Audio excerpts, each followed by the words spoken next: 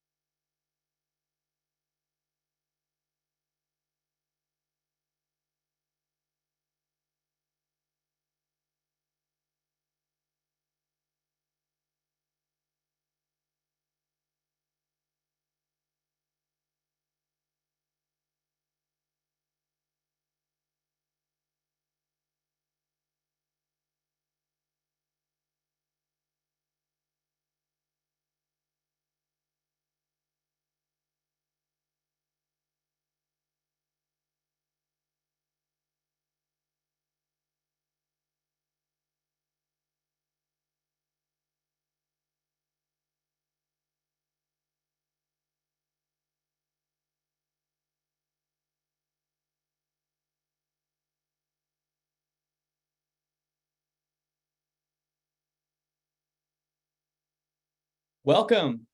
Good afternoon, and thank you so much for joining us for today's Lunch and Learn webinar. I'm Chris Cardwell. I'm Program Manager for Deep Roots KC, and I'm excited to be here with you again for the June installment of our 2023 Lunch and Learn series. June already. Before I talk about today's topic and introduce our lovely speaker, I want to make a few announcements. Oh, pardon.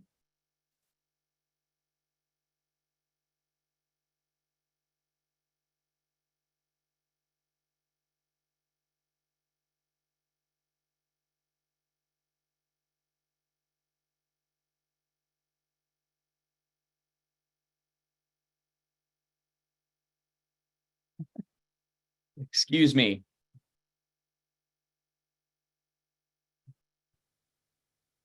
First of all, we're incredibly grateful to Powell Gardens, Kansas City's botanical garden, the Kansas City, Missouri Parks and Recreation Department, and the Westport Garden Club for their support of this broadcast and the site that we're going to see and discuss.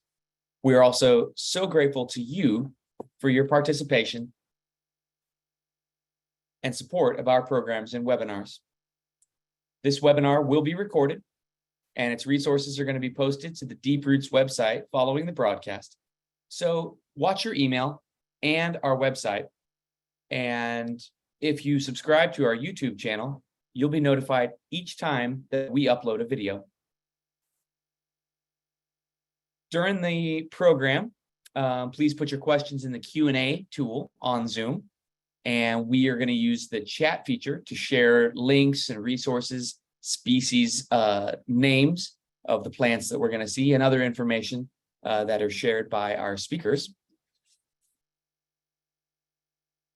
Now, today's topic is punnily partnerships that work.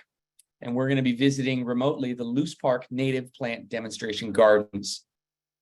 The 75-acre Jacob Loose Park is often referred to as the crown jewel of KC Parks, and the over 1 million visitors who delight in its all-season beauty lend a good deal of credibility to such high praise. In addition to being famous for its Civil War history, its arboretum, trails, many amenities for all members of the family, and of course, the world-class rose garden, Loose Park is also home to a beautiful example of native landscaping, expressed in the Deep Roots demonstration gardens, two impeccably designed planting beds adjacent to the celebrated Loose Park Garden Center, and overlooking the Instagram famous spring selfie spot of the Cherry Grove, an international horticultural partnership with the nation of Japan that was donated to Kansas City, Missouri in 2012. And so it's in the spirit of that partnership that I'd like to discuss the background of the Deep Roots Gardens and the incredible collaboration that laid the foundation for their continued success. It began in 2015 with the Burroughs Audubon Society of Greater Kansas City, spearheading a grant application to the National Fish and Wildlife Federation's Monarch Butterfly Conservation Fund. And the multi-sector partnership that was ultimately awarded nearly $230,000 included Deep Roots' parent organization, the Westport Garden Club, and their trailblazing Kansas City Native Plant Initiative, along with public parks departments from both sides of the state line, school districts, Kansas City Power and Light, the Missouri Department of Transportation, and several non-governmental conservation nonprofits. Now, I think you see where I'm getting at with this logo casserole of explaining the partnership that was required to get us to where we are today. The purpose was to improve KC's monarch habitat and bolster public awareness of the plight of the poster child of insect conservation efforts in the Midwestern United States.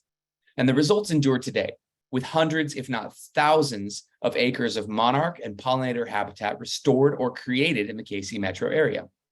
It was a heavy lift, made lighter by the hands of many dedicated organizations and a diligent volunteer force mobilized by the Westport Garden Club, whose stewards contributed no less than 514.5 hours of volunteer maintenance in the garden's first year to ensure a successful establishment period for such a visible public effort. And while I'd love to spend more time heaping the praise that's due on all the individuals who are responsible for this success, I'll welcome just the one who is today's guest presenter and tour guide extraordinaire. Eric Tschanz was, at the time of the grant partnership effort, president and executive director of Powell Gardens.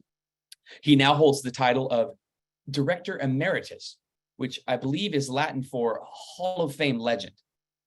His leadership led to the garden's design being artfully crafted with another native plant legend, Alan Branhagen, the then director of horticulture at Powell Gardens for over 20 years. And their names are as ubiquitous in our community as Talamy and Dark. And Branhagen's publications have become gospel scripture for native landscape enthusiasts across the Midwest and the nation. Ladies and gentlemen, with our co-producer and remote production crew, Cydney Ross, live from Loose Park, please welcome Eric Tschanz. Hello, thank you so much, Chris, for the wonderful introduction. I'm Cydney Ross, Outdoor Education Manager for Deep Roots and Steward of the Gardens at the Anita B. Gorman Conservation Discovery Center. And I'm live here with Eric Tschanz. Say hi, Eric. Hello. It's a pleasure to be here today and show you our garden up here at Loose Park. Yeah, so I'm going to flip the camera around and we're going to go ahead and jump in and see what type of species are blooming here in the Deep Roots Garden at Loose Park. Okay. So Eric, before we jump in, I'm curious. So I've visited this garden many times, but I'm curious how many plants initially started in this sun garden. We probably had over 20 different species in the sun garden initially. Alan, as many of you know, he can do a fairly complex landscape, which he did here. And, you know, to be honest, some things made it, some things didn't make it, some things we retried. So we're settled on probably closer to 15 right now that are doing well. And today, I want to talk to you about some of those, show you some of our successes, some of our challenges as we walk through the garden. Awesome. Okay, well, let's take a look here because there's a couple that are standing out to me immediately in the landscape. Some of you may be familiar with this sweet one right here. It's the pale purple coneflower. Again, it's one that originally was specified for the garden. And it's one that it was spec'd for this spot near our sign, our entrance sign. But as you look around the garden, you'll see it's moved around a little bit. And we do encourage that. Two things in this garden. We try to make sure it looks like a garden. We don't want it to look too wild. And we want to make sure it's good for all the pollinators and the birds that might eat the seeds. So we try to keep seed heads on as long as we can into the fall. Although these, a lot of times when we'll cut the seed heads off, we'll sprinkle them in the areas where we'd like them to regenerate for future years. So that's kind of one way how we've managed this plant in the garden. That's very clever, especially since I read that echinacea in general, it tends to be a shorter lived perennial, yes. Which I'm assuming is why it's so prolific with its self-seeding, right? Yes. It would make sense. Right. Well, in the same way with penstemon, behind it's the beard tongue. It's probably at its peak this week, so we're lucky. It's spectacular. And this year is probably the most floriferous year. It has really spread in the garden. And we'll probably do a little thinning of it so it doesn't take over. And again, that's something we'll talk about. Some of these plants that do want to take over, although this is a great one to take over. If you've got this in a meadow at your home or something like that, let it go. I mean, what we'll do again in this garden is once the seeds dry up, we'll pop those off and make sure we replenish the soil with seeds where they're supposed to be in the garden. So I love this idea of, you know, initially you all had a plan and the plan still exists, right? But my philosophy with native landscape design in general is to have a plan and work with it, but be willing to be flexible depending on the circumstances of the garden. You definitely have to, for sure. You'll find, you know, this plant may do good in another landscape, but in this landscape, for some reason, it doesn't. So you have to adjust from there. And we'll, like I say, as we walk around today, we'll talk about that. We've learned a lot of things, but I do want to give a shout out to Alan Branhagen for his design of this garden and the shade garden. We'll see Alan, you know, his experience, he's probably one of the best, if not the best, native plant folks here in the Midwest, and not just with wildflowers. He knows trees and shrubs, and what makes him so good at what he does is the landscape architect by training, but also he gardens at home. And I can tell you that's what I found in this garden. The more I garden in this garden, the more I know about these plants. And so Alan's gardens at home quite a bit. I know he walks out in the wild in the woods, and so he sees the native interaction in the woods. And that ties back with all the different pollinators and the butterflies that he knows. So he can encapsulate all that in one head and then come up with a design. And that's what we'll be looking at today. Oh, I love that. Yeah. You know, Eric, we'd like to speak to that idea of becoming intimate with your garden.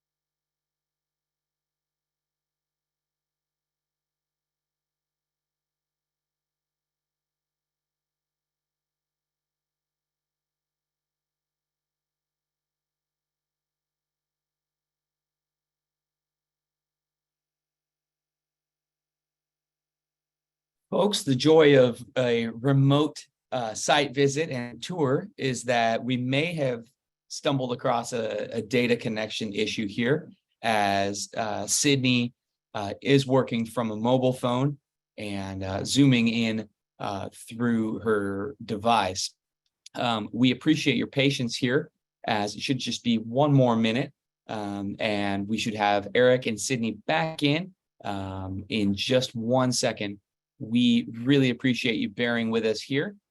And in the meantime, jump in on the Q&A and in on the chat here, and let's have some conversation about whether or not you have personally visited Loose Park, if you are one of the million people each year who spend their time there, and which part of that park, besides our garden, as I mentioned in the loop, which of them are your favorites.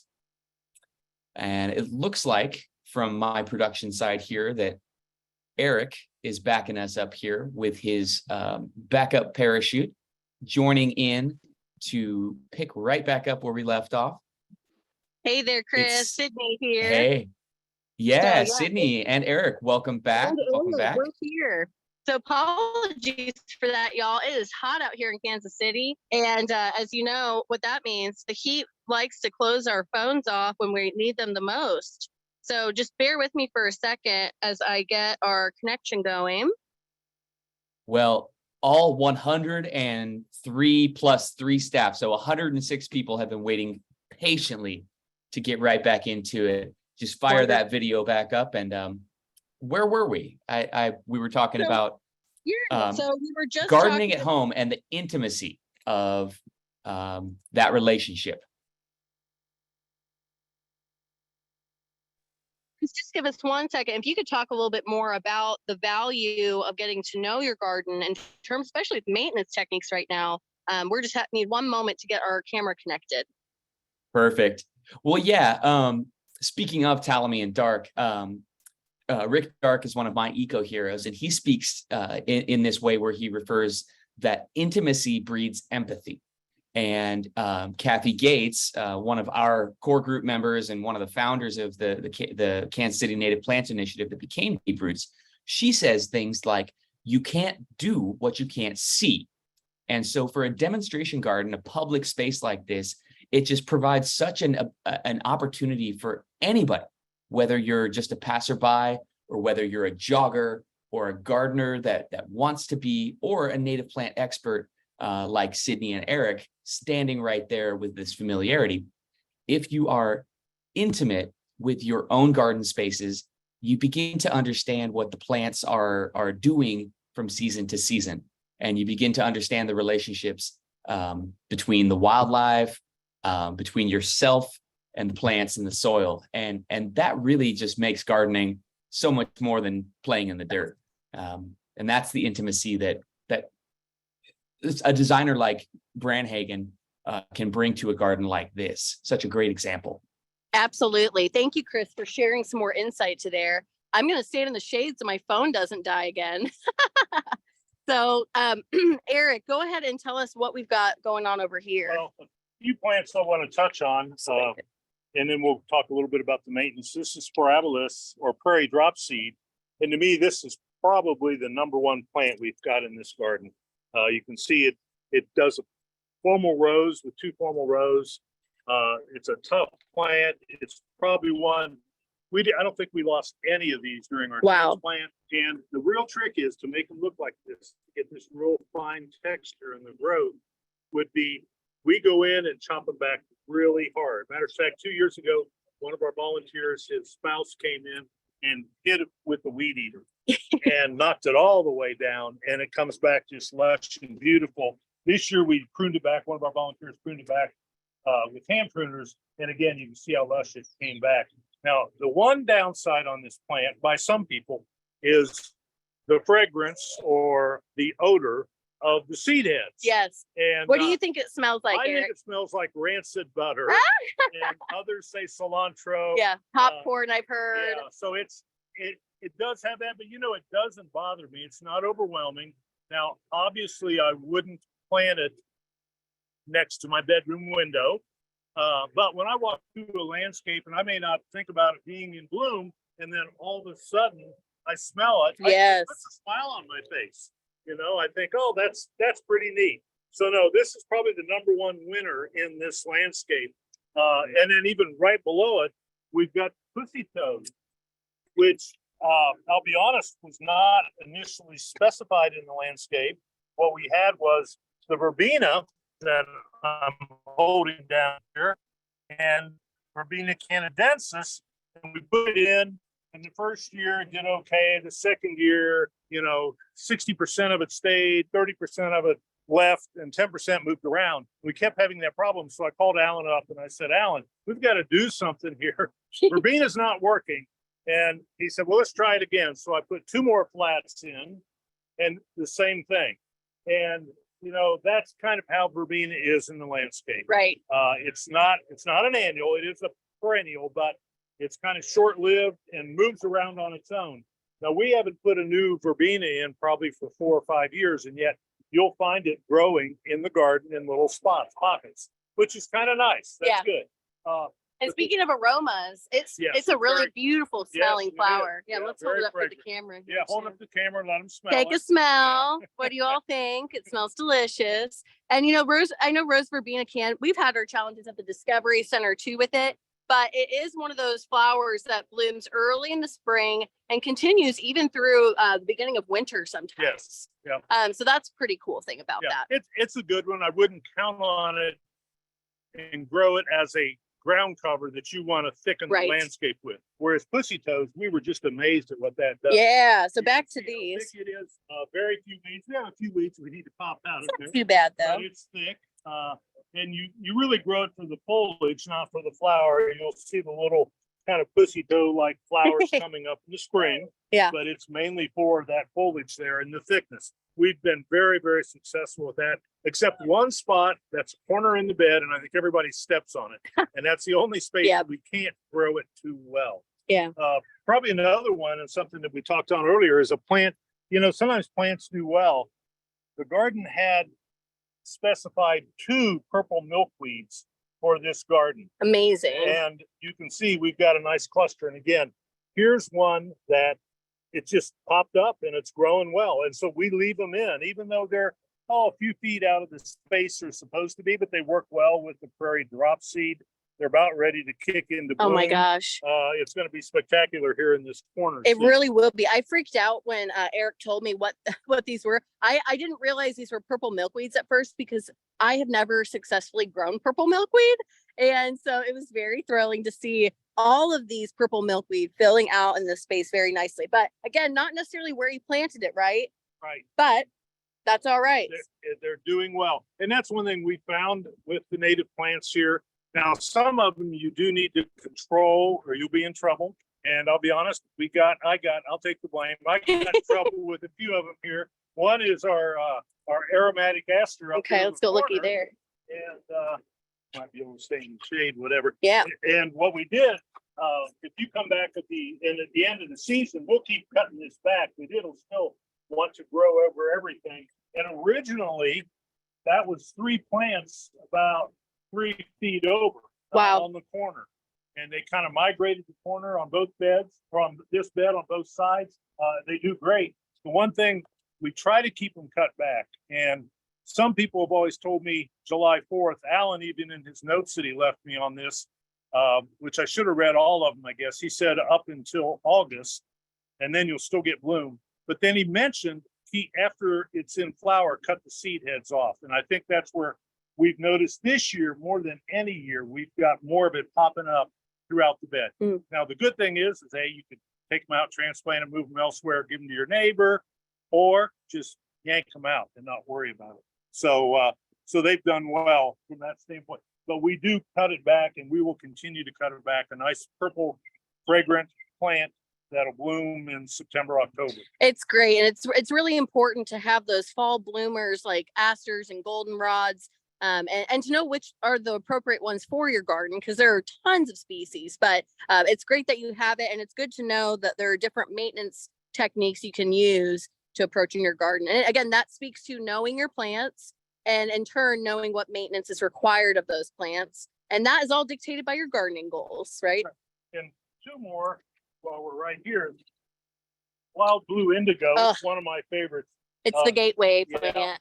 As you can see, it was in bloom a while back, and great blue bloom. It's hard to beat. Now we're getting the seed heads on it. And to me, even without the seed heads, it's got that lime green foliage that's just beautiful. And it's amazing. This is one plant, when I went to school many, many years ago, we learned as an ornamental plant, an ornamental perennial, not necessarily as a native, because it had all those attributes. To me, it's almost shrub-like later in the season. So it's a hard one to beat. Now, the one problem is they're slow to get established. And I know if you go to the garden center, you're only going to find a little one. And that's okay. You're just going to have to baby it for a while until you can get it up to the size like this. You can see how large this one is. And how old are these plants, Eric? Well, these were put in, we did put some pretty good size, probably gallon plants. So these be about 6 years, 7 years old, say. Yeah. That makes sense for the size of this plant. The ones at the Discovery Center that have that nice fountain shape and are prolific with their blooms are about as old, if not older. So it's worth the wait. It's worth the investment. It's worth the patience. So now one that this has haunted us. This is Golden Alexander. Oh yeah. It looks okay right now, but you can see all the nubs on it because we tried to cut all the seed heads off, and Alan put it on there. I think originally there were only like 3 of these and 3 of these on this side of the landscape and 3 on the other. Well, now there's probably 300. And we try to go in and get the seed heads cut off after they bloom. It blooms yellow in the early spring, and that along with packer, we have a beautiful yellow haze. I love that. And these will be little black seeds. So this year, knowing that we've had that problem, we always try to cut it off. And I'll talk about maintenance in a little bit, but we basically maintain this with 2 volunteer days a month. Well, we would always miss the perfect time to cut it off. And so then it'd go into seed, and the next volunteer day, I'd be here, half the black seeds were on the ground. This year, interestingly enough, it fairly well bloomed at the same time. And we had a volunteer day, and it was just starting to fade. And I told all the volunteers, I said, first thing we're going to do is cut them all off. And we did. So we whacked them back. And I'll be honest, last year we went in and dug, I don't know how many out. It's got a pretty tough root system to it. Now, it's not a bad plant. It's just, it's prolific. That's right. And where you need it or want it in your landscape. Don't put it in that real fragile part of your garden, so to speak. Put it in an area where you need a tough plant, and it will reward you. It's a good standpoint. And so I've got 2 things to mention about that. Well, first, it's the host plant to the swallowtail butterfly. So, of course, they're attracted to our dill and parsley and stuff in the garden, but this is one of our native plants that you can add to attract swallowtails. But then also it speaks to, those plants like asters and golden alexander that are very robust. I talk about plants and how they have different personalities, right? So comparing those with plants that have similar personalities, right? So asters that can handle the competition of things like golden Alexander, or some of those taller prairie species. Whereas things like pussy toes, which are more, should I say meek, if I'm going to personify, I'm already there, so I guess I'll carry it on. They prefer to have other plants around it that aren't as nearly competitive. Right. So thinking about that too will set you up for success in your garden. Good. So we have several questions in the Q&A. So folks, go ahead. If you have more questions, please put them there and we'll answer them here in just a moment. But I'd love to jump over to the shade Sure. garden because that is another highlight here at the Luce Park Gardens.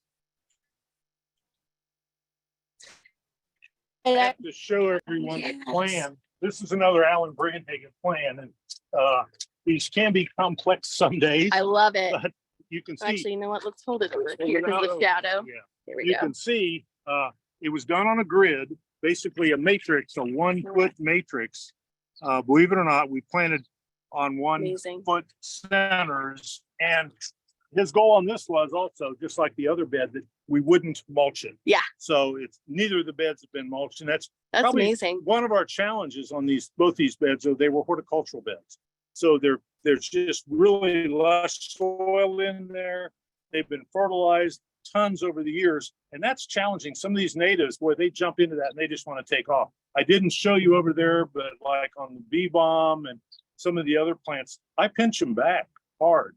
If I did the first year, we didn't too much, and here we had 6 foot tall plants, so we had to kind of corral them that way. So we do pinch and keep some things cut back. But in this bed, basically the matrix with different sedges that we put in, that we put through the bed and on 1 foot centers, and then we went back and planted the other plants, the forbs in between those.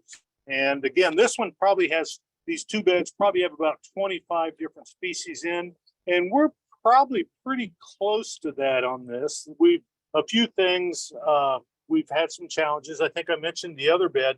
For some reason, the Asclepias, the milkweeds, except for the purple, we're challenged with. I mean, they need to go in, I think, probably in a bigger container, and so you don't have to baby them as much. One of my favorites on this, though, is this wild ginger we have growing. So And beautiful. we've got a big patch. Look of how that. lush that is. It likes, you can see it's hugged up against the building under Nice. shade.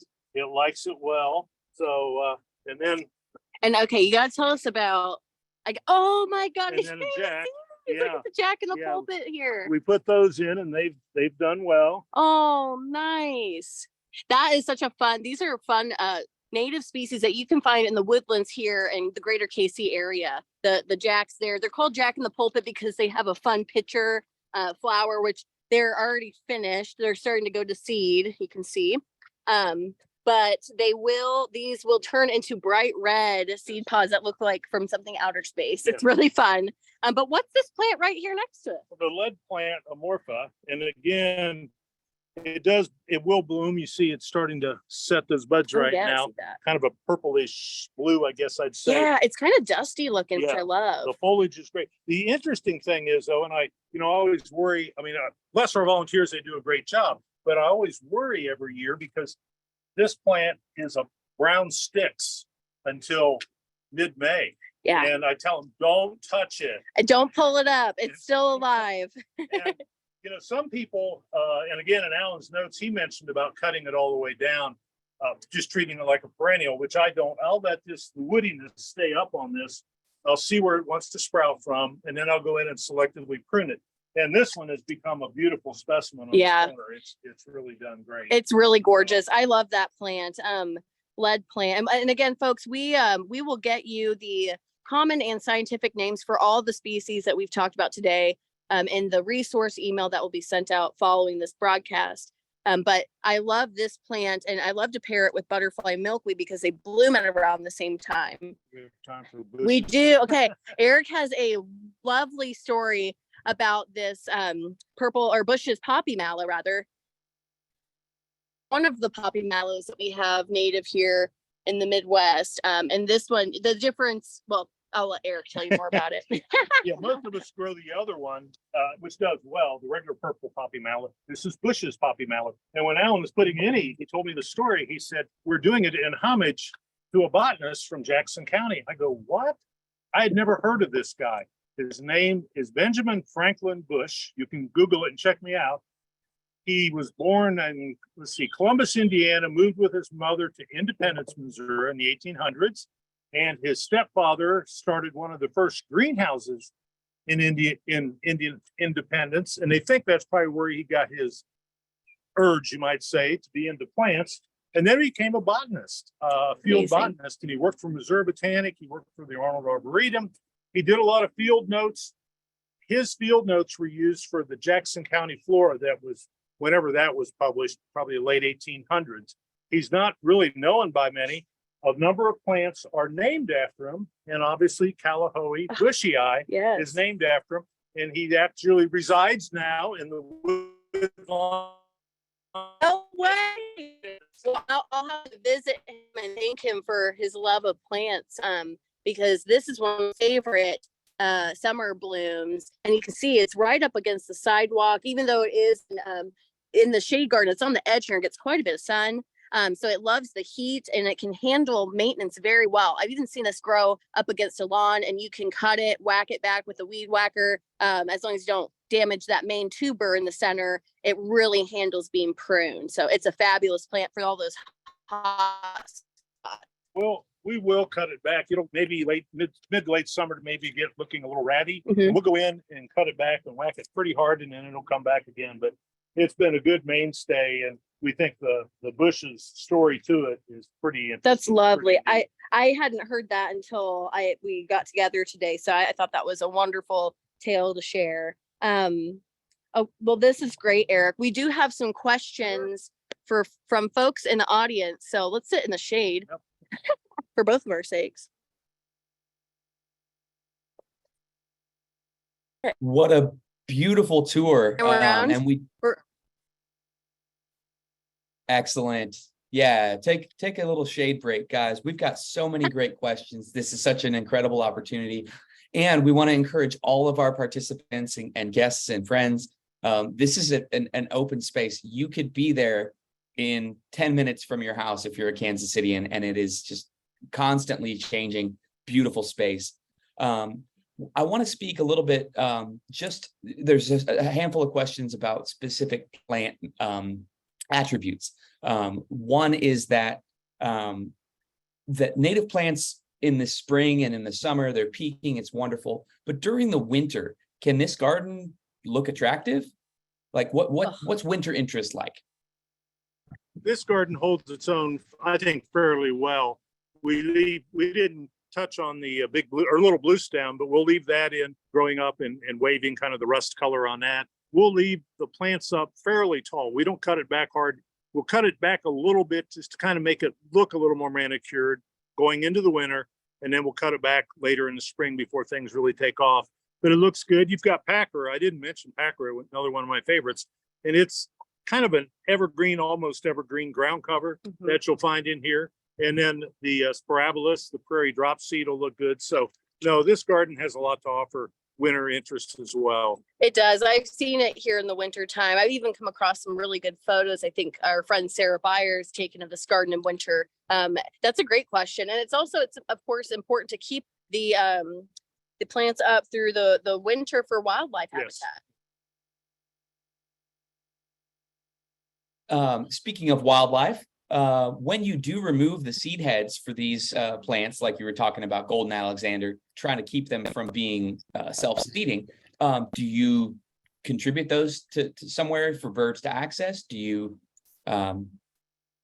put them somewhere for food, or does the wildlife find their food source? Well, we handle them in a couple ways. The volunteers, some of them want to take some seeds home, so that happens. And that's how I got my Packera start, from seeds from here. I collected a big bundle, but then I just threw them out in my woods, and so I'm sure the wildlife got them there. And otherwise, they go to the compost pile, unfortunately. But that's better than throwing it in the trash, because at least in a compost, if there is wildlife in the plant material, or they can still access it by going to the compost. So a couple folks are mentioning that the wildlife, the deer and the rabbits specifically, do a good job of trimming their mallows. Is that a problem that we have in this garden, or is it urban enough that we don't have a lot of browsing? I don't think we have much problem with that. You know, the worst animal problem we might have would be a chipmunk or a squirrel that kind of tears some things up. Or people walking on it. Or people, yes. But other than that, we're pretty good shape here. You know, I love that Um, people mentioned a deer chomping on things because, again, when Eric's talking about these maintenance techniques of cutting things back, oftentimes that mimics herbivory, which then encourages the plant to grow shorter, more compact, but have more blooms. So there's a win-win there if you do cut your plants back. We call it the Chelsea chop sometimes. You may have heard of that, but yeah. Regarding the structure and the way things are kind of compact in this garden, Susan wants to know about her penstemon. It's flopping over. It doesn't stand up like yours, and it's maybe in a less sunny spot. Are there any suggestions about maybe groupings or care techniques that can avoid our native plants from flopping over? Well, growing them tighter together, and you can see on our penstemon, they are fairly tight, although, you know, at home I've got some and they're on their own and they seem to do pretty good. And I don't have as much full sun either. So I haven't had a big problem. It could be maybe the gene type in that particular penstemon that she has. Ours seem to be, like I say, upright and not being a problem with that at all. Maybe too much, if it's in a horticultural garden, possibly too much fertilizer, because that'll make it, or too much water. Even. Too much water, yes. You know, something also, you could try pairing it with some other plants that might help support it. Some taller, maybe more shade preferring plants to help support it. I love that you planted it in a slightly shadier spot because I actually just did that today at the Discovery Center with Penstemon digitalis specifically. But you can also, if that doesn't work, you know, if adding other plants or adding more of those plants doesn't help, you might even consider adding Penstemon. Oh gosh, what's the small one? Pallida? Yes. The tiny, oh my gosh, I'm blanking on it. But there's another Penstemon that actually prefers more shade. And I'm totally getting that name wrong. Anyway, we'll include that in the notes, but that could be an option if the Penstemon digitalis doesn't work out for you. Yeah, that's really great. And it's been repeated here. This is a common theme with Penstemon digitalis for some of our guests here. Let's see, a couple other questions, species specific or garden specific. Can you talk about the signage? How important is signage in this garden in terms of engaging the public? And I know you kind of showed some of them, but species specific signage as well as the interpretive sign and the importance of that, please. We try to keep signage up in the garden. I'll be honest, that's a challenge. Even when I was at Powell Gardens, it's always a challenge. And we probably need to update that and do some more signage. But the great thing is Deep Roots, in the main sign we have in the garden, there's a QR code that you can click on and it'll take you to the design of the full sun garden. And on there, you can click any plant. It'll give you the common name, Latin name, culture. It'll give you the pollinators that are good for it. I mean, it's a great tool that we've got in this garden. So that'll help you in our full sun garden and pollinator garden here. Yeah. And I just think in general, interpretive signage is just so important to tell the story, you know. Oftentimes, if folks aren't familiar with native plants, they may not know how incredible a garden that like this is, even if it's on a smaller scale. So I think, and same with having signs for your neighbors. You know, if you have a pollinator garden in your front yard, and maybe your neighbors aren't familiar with that, it might be important to have a little sign up that says, "Hey, this is intentional. It's not that I'm leaving weeds in my yard or whatever." It just, yeah, it's communication. It's good. Gosh, so many questions coming in. It was just such an engaging conversation today. Let's kind of button this up with an overall question about going back to you can't do what you can't see. To the passerby, to the average gardener, how attainable is a space like this? Can I QR code that design and replicate it in my own home? Yes, without having two volunteers coming every 2 weeks. Well, to give you an idea on the maintenance for it, our volunteers come twice a month, and we have anywhere from maybe 4 to 6, maybe on a good day we may bump up to 8. And is really after planting and watering that first year or two and getting it established. The main thing we've had to do has been just some weeding. It is a big space, but you could easily do this. You know, if you're a committed gardener, you could easily do this in your own home. That's not impossible. I think the tricks were using the right plants, planting tight so you don't have as many weeds, and just kind of keeping things going correctly, keeping up with the weeding and the other issues. Mm-hmm. And also, you know, as a homeowner, don't forget you can start small. Yeah. I agree with that tight placement though. I did the same thing at Primrose Prairie, the garden I designed, but you could start with like one section, get that ready, and then build each growing season. But I think Well, that's a great question. Is it? Yeah. Yeah, that's part of the piece of engagement, is to make this seem approachable and to avoid intimidation, empowering all of our friends, all of our participants here today to take their own efforts and to try to replicate this. But in the sake of time, we're coming up at a quarter till. We could visit for another 45 minutes at the very Easily. least. But I would really like to just thank, on behalf of everybody, thank you, Eric and Cydney, for bringing us into that space. Encourage all of our participants to go and experience it themselves there in Luce Park in all seasons, winter interest, spring blooms, summertime coming up. And then And fall. I just real quick, Chris, I just want to point out, people may be wondering where in Luce Park is this garden. So if you look over here behind me, there's the garden center. Yes. Okay, that's what it's called. And then over here is the there's like the colonnade. Yeah, it's like a big pavilion and there's parking right behind it. And then on this side is the rose garden. So we're right in between those areas if people are curious where they can find this garden themselves. Fantastic. And then I just have one other thing I would love to plug if I have just 1 minute, Chris. You know, we talked about the value of getting out in your garden to really learn about your plants, because that intimacy creates understanding, right? So I lead volunteer work days at the Discovery Center for our Deep Roots demonstration garden and soon for the entire landscape there. So if you want to join me 3 times a month, I do volunteer work days and we'll send information, the resources as well. But it's a great opportunity to learn about the plants hands-on. And we also have a lot of fun. We nerd out, you know, anytime with me in the garden, it's good. We have a great time. So consider volunteering with us. And thank you for tuning in. All right, ladies and gentlemen, Cydney Ross and Eric Tschanz, our experts on site at the Luce Park Garden. We appreciate your passion, the work that you've done to promote and sustain this community and to support Deep Roots, whether as a contributor and or a staffer. We really just want to close things out here. I'm going to share a few notes about, pardon me,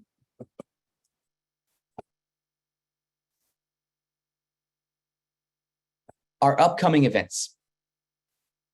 We have Native Plants at Noon, our 3rd Thursday webinar series that returns home this coming June 15th. Native Plants at Noon began kind of in the COVID era at the Anita Gorman Discovery Center with our dear collaborators and friends, Alex Daniel, MDC's Native Landscape Specialist, and of course, Cydney Ross, our Deep Roots Outdoor Education Manager. So go to deeproots.org/events and tune in on June 15th at noon to another one of our free, accessible, remote webinars here to come back and see what's popping off at the Anita Gorman Discovery Center. We have as well some upcoming events that are brand new to Deep Roots. These in-person garden tours is a new effort for us that kind of dovetails with a lot of the work that Cydney's already doing. We are going to host on June 17th an in-person garden tour of a residential native plant, 2 native plant gardens that are actually adjacent to Luce Park. And Cydney's going to lead those tours. There's going to be a morning session and an afternoon session. And this is going to be a pretty exclusive event. Spots are limited to 40 people. And registration opens tomorrow, Friday, June 2nd at noon. So stay tuned to our Facebook and our Instagram, and maybe combine that with your personal visit to Loose Park, followed by an intimate guided tour by Cydney of 2 native plant gardens that really shine. One that's in its kind of peak of establishment, and one that's a new project that demonstrates some collaborative efforts from resident to resident. Incredible opportunity. I'm really excited to begin doing some more in-person programming here at Deep Roots. Cydney did mention that volunteers are needed. Cydney does a work and learn. It's a volunteer work session, but it gives you an opportunity to put your hands on the ground, get in the dirt, and experience some of the city's best native plant gardens while learning from the experts in maintenance and seeing things live and in person week to week to week. There's 3 opportunities each month, and we'll put the link there in the chat. Go to our website, volunteer opportunities. And the program that I'm rolling out this year in 2023, Nature Advisors, is actively seeking volunteers as well. If you are a native plant aficionado, you want to share your passion with your friends and your neighbors, and you want to spread the gospel of native plant landscaping, we would welcome your participation as a volunteer advisor to consult with folks from around the metro to begin or to continue their own native plant journey. Beyond that, check out all our events and webinars here at deeproots.org, and stay tuned to all of our upcoming programming. And most importantly, get out there and see some gardens, because what you plant matters, and we appreciate you being here with us today. I'm Chris Cardwell, Program Manager with Deep Roots, and we'll see you very soon.